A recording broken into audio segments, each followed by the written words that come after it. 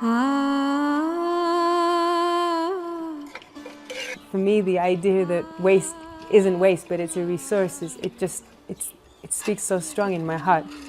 And that waste can become something that is valued and cared for and used to make our lives better, it just makes so much sense. For me, that's the inspiration of this project, to show that we can have a better life and also protect our environment and our health.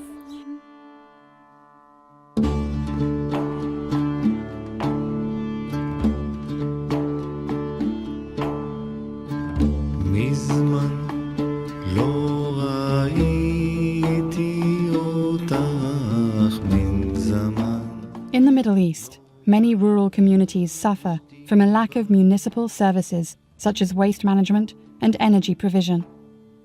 Without access to such services, off-grid communities struggle to find a sustainable energy source and to properly dispose of their animal waste. The Arava Institute for Environmental Studies is using biogas technology to help address these needs in underserved communities in Israel's Bedouin community, Palestine, and Jordan. There's a few goals here. First of all, is to help people to have a healthier and cleaner environment. So the biogas system actually is a place for them to throw their waste, their animal waste, their food waste. Before that, if you can see, they throw away the animal manure into the river or burn it, because today the herds here don't herd anymore in the fields, they stay in one place. So they have piles of manure, so they burn it and it makes a lot of smoke, and sometimes even children get burned from it. So there's another way to use the manure and to reuse it. Now they have a place to throw it in. It helps them maintain their environment, and also, of course, helps them have clean gas for free. The Institute's involvement with biogas technology goes back at least, I would say, 10, maybe 11 years. Originally, the interest got started with one of our students, a woman named Ilana Mualem, who chose to study the Bedouin communities and to look into their challenges that they face, especially in different areas of sustainability. There are so many people across Israel, across the West Bank, Bedouins, Palestinians, that don't have access, and where biogas can be a real tool to improve their lives and the environment and the health of their families and communities. It was such an obvious solution. Take something that is causing problems, that is considered waste, but actually see it as a resource. Ilana Mualem initiated the biogas project during her studies at the Arava Institute.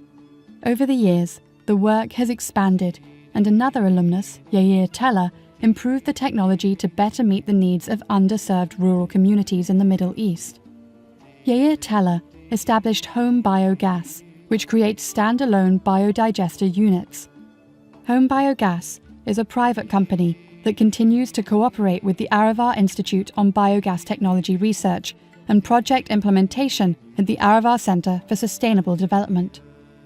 Together, they aim to distribute this technology throughout Israel's central Negev, the West Bank, and Jordan.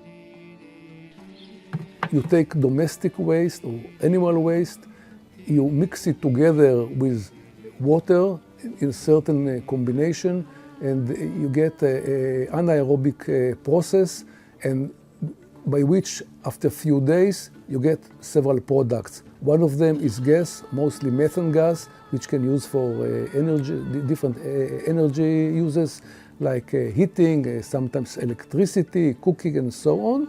You get the ability to produce compost, which is used as a fertilizer, more solid fertilizers, also liquid fertilizers that you can use as well. So overall, you can get several benefits from its use. Of course, the major one is the methane gas, which is used for energy. ברוך השם, אני היום, יש לי גז, יש לי ביוגז בבית, אני לא דואג, אני יכול להסתובב בארץ, לא דואג לגז בבית, האישה מבסוטה, יש לה גז, יש לה מה לבשל, وزعوا ذرة. والله هذا كويس، ريحنا كثير، ريحنا صرنا بنشتغل عليه. يوم بخلص الغاز ما بنرتبع أن نخلص الغاز، بنقول فيه يعني كويس، بنقول للجيران يعني إنه كويس، بنقول لهم كويس الغاز، يعني بنحط فيه كل حاجة. الحين ما حتى أول كنا بنقرطه في القاعة، الحين بنحطه في الغاز.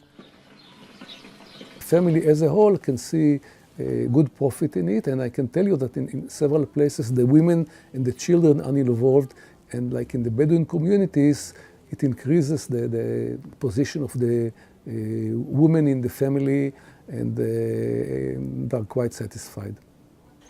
It adds to the positive thinking of cleaning the environment and helping the global environment at the same time. So wherever you look at it, biogas is socially, environmentally, technically, politically, it is all with positive impacts. The biogas project is just one example of the inspiring transboundary work being done at the Aravar Institute and by its alumni. No other program allows students from such varied political, cultural and religious backgrounds to live, study and learn about one another for a semester or more. In this multicultural setting, students form connections and develop skills that enable them to lead their communities in addressing today's most pressing environmental challenges. The Aravar Institute was founded in 1996 in order to build bridges between peoples in the region. We bring Jews and Arabs together, Israelis, Palestinians and Jordanians, and international students in order to teach that nature knows no borders. The Aravar Institute uses the environment as a tool to connect people, to bring them together, provides them let's say the background, provides them the support to work together to solve the region's environmental problem.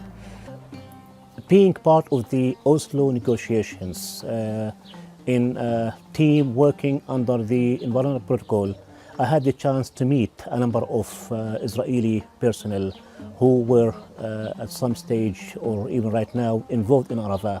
That gives me more understanding of the role that Aravar is doing and the potential help and assistance that they can provide not only to Israelis or Palestinians but to the region, and the overall positive impact that they can have on the regional environment and the potential for peace building through student-to-student cooperation and community-to-community cooperation under different names of cooperation in the field of the environment.